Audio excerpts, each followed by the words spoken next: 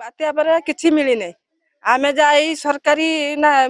आरई आस्तिला कोई गले हमर तहसीलदार ऑफिस रु जाई कि तमरा पुटुळा हिती आसियो देखला हमकु पाल खण देले जो कष्टर दिन जाई सेठी ए झाटीमाटीर भंगा चाल घर आउ ए कला जरीपाल खंडक एमानक पई सब किछि यारी तले जीवन बीती जाए रातिर अंधकार हटी पुणी सकाळर सूरज किरण पड़े किंतु ए गरीब जीवन रे केबे भी अभावर अंधार हटिनी कि एमाने भलरे दुई ओली दुई मुठा खाई पारि नाहंती। सरकारी सहायता एमानक पई सात सपन पालटी थिबा बेले जहा किछि थिला सबु किछि सारी देइछि बात्या दाना। आमे भंगा घर पड़ी कि रहिछु से पालटार कोन आमे रहि पारिमु कि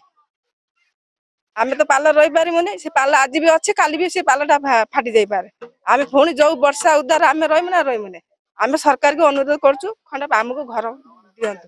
हमर तो खटिना खाइमु दिन मजूरी नाई जागा नै कि बिल्ला नै कि बाड़ी नै हम ए होछि भद्रक जिला चांदबाली ब्लॉक तोटापड़ा पंचायत गंगाधरपुर पाटनाका बात्या समय रे जीवन बंचाइबाकू किए स्कूल रे तो पुणी किए बात्या आश्रयस्थली रे जीवन रक्षा करिसंती हेले दाना ए गरीब मानकर घर द्वार छारखार करि देछि। घर भांगिबा खबर पाई प्रशासन पाल खंडिए देई तार सबु कर्तव्य सारी देछि हेले दीर्घ वर्ष धरी गरीबी नियारे तिल तिल करी जळुथिबा ए लोकमानक दुख को बात्या दाना द्विगुणित करि देछि। तो खटिले खाइबु न कटिले नाइ उपास रहिबु आ कोठु आनिबु छटकारी की अनुरोध करूची केंती हमकु घर घंटे दियंतु बात्या रे भांगी जाईची बहुत कष्ट रे रहउची। सरकारी सूचना अनुसार चांदबाली ब्लॉक रे समुदाय 2500 छपर घर दाना जोगु नष्ट होईची एबे भी किछि विपन्नक पाखरे पाल पहुंची पारिनी। घर भांगी थिबा एवं घर आंशिक क्षति होइथिबा हिताधिकारी को सरकारी स्तर रे आर्थिक सहयोग करा जिवो बोली तहसीलदार सूचना दैछंती। मैं ए पर्यंत क्षतिग्रस्त मान को पाखापाखि 2800 पाल आम बांटी सारूणी आमर पाखापाखि 2500 आमर छपर घर प्रभावित होइछि आ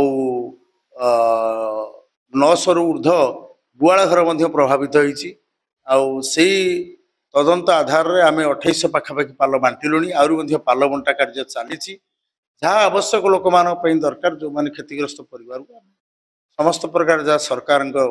विधि विधान अच्छी तदनुजाई समस्त प्रकार साहाय्य सहयोग जदि एभली गरीब परिवार को सरकारी स्तर रे आवास योजना रे शामिल करा जाई पारंता तेबे एमाने भलरे दिन काटी पारंते बोली विपन्न माने कहिसंती।